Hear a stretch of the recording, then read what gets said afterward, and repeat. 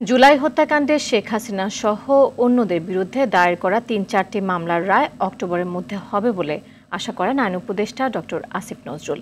সচিবালয়ে সংবাদ সম্মেলনে আইন উপদেষ্টা বলেন, বিগত আমলে করা গায়েবী মামলার মধ্যে ১২১৪টি এক সপ্তাহের মধ্যে প্রত্যাহার করা হবে। বিল্লাল হোসেনের রিপোর্ট।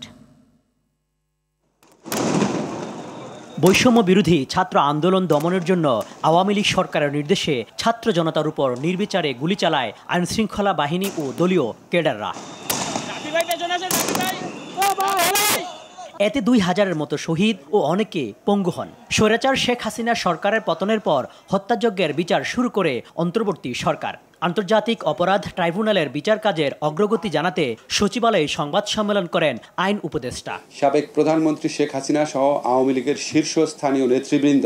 উপদেষ্টা জানান, ট্রাইব্যুনালের 16টি মামলার মধ্যে 4টি রায় হবে অক্টোবরে।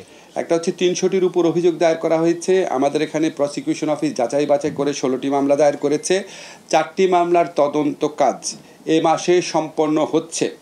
এরপর চার্জশিট গঠন করার মাধ্যমে আনুষ্ঠানিকভাবে বিচার কাজ শুরু হবে। আর এই আদালতে যে বিচার কাজ হচ্ছে, এটা সাক্ষ্য প্রমাণ এত বেশি আছে যে কারণে আমরা আশা করছি 1 বছরের মধ্যেই প্রথম কয়েকটা রায় আমরা পাবো। বিগত আমলে দায়ের করা ১৬,৪২৯টি গায়েবী মামলার মধ্যে ১,২১৪টি প্রত্যাহার হচ্ছে বলে জানান আইন উপদেষ্টা। ১৬,৪২৯টি গায়েবী মামলার মধ্যে ১,২১৪টি মামলা আগামী 1 সপ্তাহের মধ্যে প্রত্যাহার করা হবে। এছাড়া ৩৯৬টি আইসিটি মামলার মধ্যে ৩৩২টি মামলা প্রত্যাহার করা হয়েছে বলে জানান আসিফ নজরুল। মত প্রকাশের স্বাধীনতার কারণে যে অফেন্সগুলো হয় সেই মামলাগুলো প্রত্যাহার করছি। কম্পিউটার অফেন্স না, কম্পিউটার হ্যাকিং সংক্রান্ত মামলাগুলো না। বিল্লাল হোসেন, RTV, ঢাকা।